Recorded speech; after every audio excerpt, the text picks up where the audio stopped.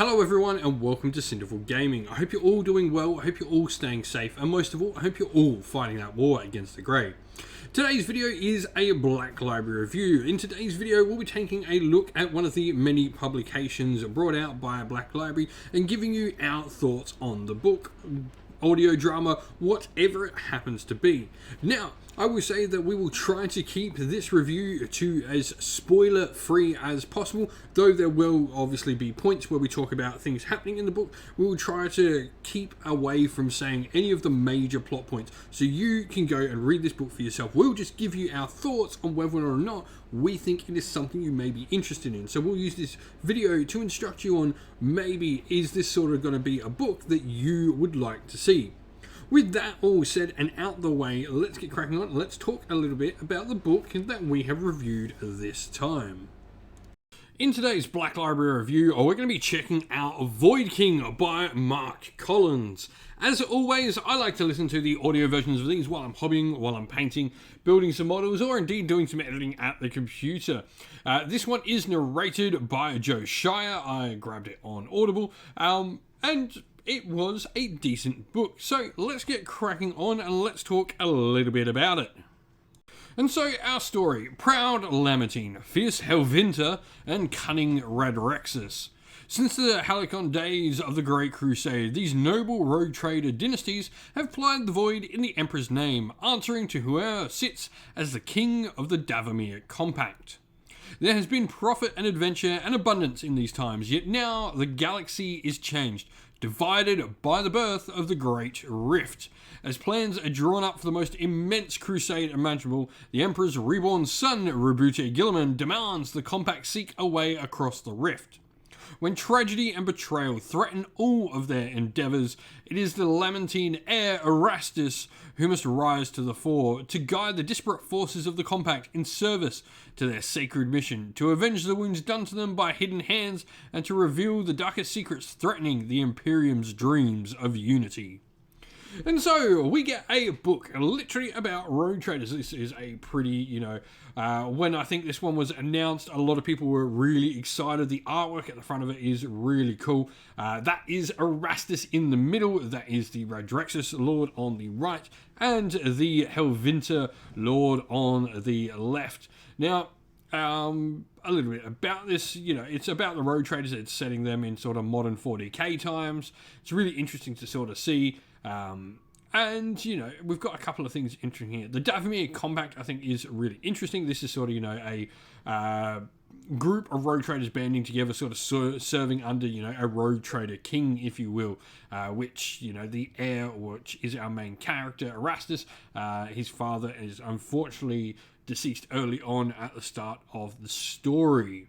Well, that said, let's talk about what this book all is sort of setting out to do.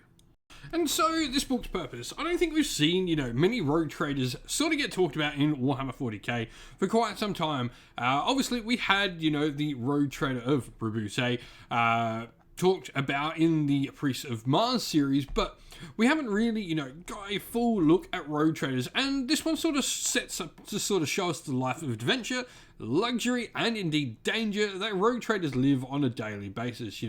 They are privileged souls. They're completely free of any other imperial authority and really answer only to the God Emperor himself. And even then, he's sort of not around to sort of tell them what to do. So they have this, sort of free reign on the Imperium, free to do and take and get whatever they want. They're free to trade with whoever they want, and that does include things like Xenos and, indeed, maybe some more heretical peoples, not necessarily Chaos, but, not everyone that isn't Chaos is Imperium, is probably worth considering noting.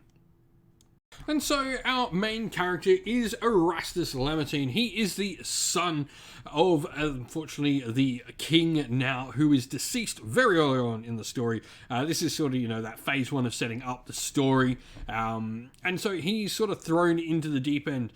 He was never supposed to be the heir. He is the second born child.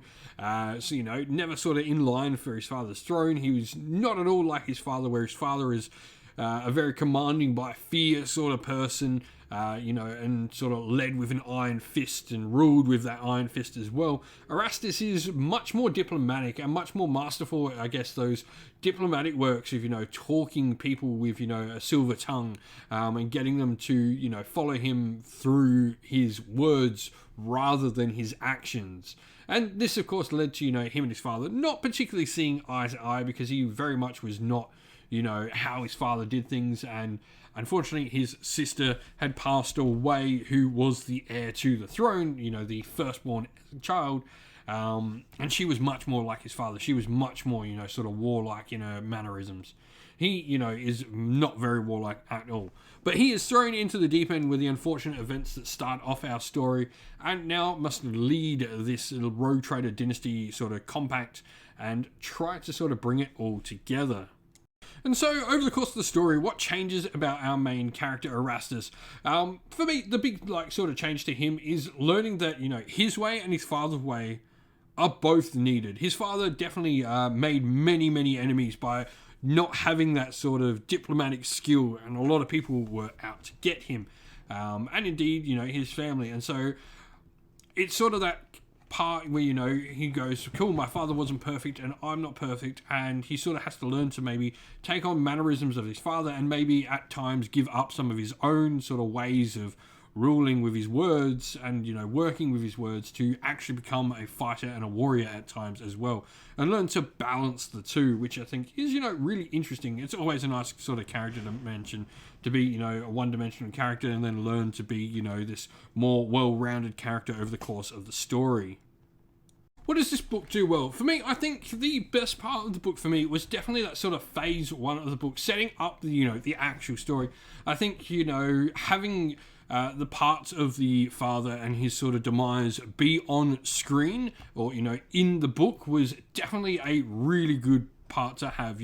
Definitely added a lot more. We got those first couple of interactions between Erastus and his father, and they sort of added to, that conflict between the two different types of characters. Him not being his warlike sister, him not being, exactly like his father, him seeing a different approach to ruling than his father did. And I think this definitely leads to, the character being strong in the story. Now, phase one is definitely, I think, the best part of the book, although I did really enjoy the ending. I think it maybe loses itself a little bit in the middle. For me, the middle was probably a little bit of a slog, if I'm being honest. But phase one, you definitely are sort of drawn in, and it was that first phase that really kept me going through, maybe my least favourite part of the book, but was well rewarded at the end when I thought we had a really good ending to the story as well. And so, who would like this book? For me, rogue traders are an interesting part of Warhammer 40k, and many, many people do enjoy them and really want to know more about them, but I'm not sure they really do connect with any sort of faction-based fans within the setting. That being said, if you have played maybe the roleplay game from Fantasy Flight Games called Rogue Trader, then maybe this is the story for you, because this is probably as close to the setting of that Rogue Trader game as you're going to get in Warhammer 40k at current.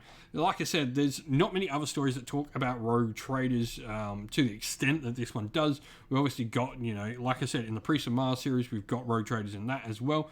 But I don't think, you sort of hit the same sort of points that this one does. It doesn't go quite as in depth about different houses like this does. And so, in summary, a good beginning and end. I feel maybe the middle of the story really let the other parts down. While, I did like the story, I liked the setting, and I liked, a few of the characters, I feel maybe too much was crammed in that middle, and too much was crammed in maybe a singular space of a single story, which maybe, maybe made the middle feel not quite as engaging as, that start of the story and that last sort of part of the story as well, those last couple of chapters. For me, it just felt like it was maybe too much trying to cram too much story in the middle of the book, where maybe it should have spread itself out, been more words, or maybe, been more than one book. But, it was good, I think, is a valid sort of way to put it.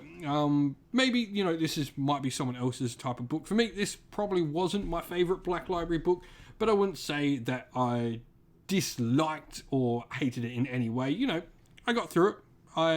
The start of the book definitely made it worth getting through. And, you know, the ending was rewarding in the end as well.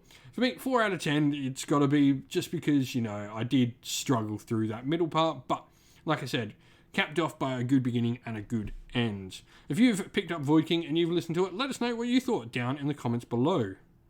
And so that is the end of the video. Thank you all for watching. We hope you enjoyed the video. If you did, please don't forget to leave a like and subscribe to the channel if you haven't already, and drop us a comment down below letting us know what you thought about the video. If you'd like to come chat more with me and other members of our little community here, you can do so over on the Cinderful Gaming Discord server, which is linked down in the video's description. Also, if you'd like to help support the channel, you can do so either by joining Patreon or YouTube members, or grabbing some merch from our Teespring or Ko-fi stores, all of which are linked down in the video's description. Anyone who helps support the channel, we are greatly appreciative of.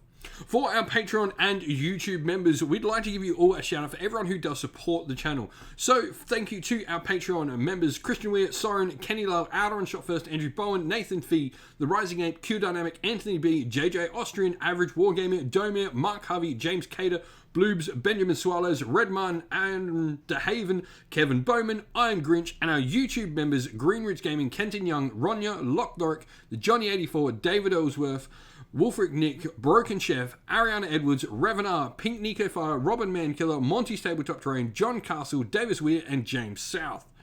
Lastly, a special shout out to Lady Witchfox Art, who does all the amazing artwork you see on the channel. Thank you so much for all the work you put in on that end.